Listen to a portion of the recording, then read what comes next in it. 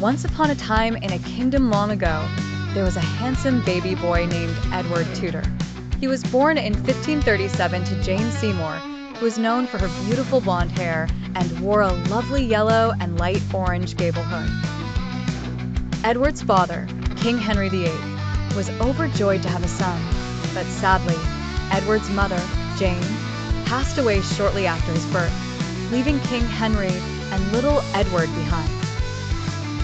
Edward Tudor grew up to be King Henry VIII's favorite child. While he adored his sisters, they weren't as cherished by their father.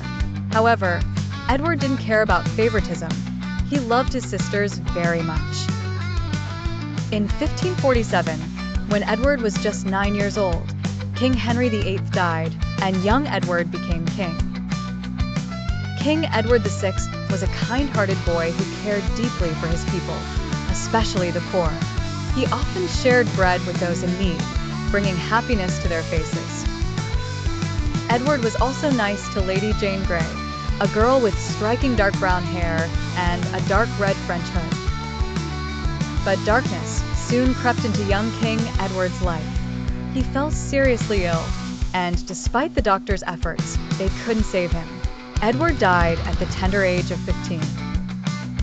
This sudden loss left the kingdom mourning. After Edward's passing, Lady Jane Grey became queen for a brief time. Unfortunately, this didn't sit well with Mary Tudor, Edward's half-sister. Mary had golden red hair and sported a black French hood. She was very determined to rule and wasn't happy that Jane was queen. In 1554, Mary Tudor took drastic action against Lady Jane. Sadly, Lady Jane Grey was executed, marking a tragic end to a short reign. Mary then ascended to the throne herself.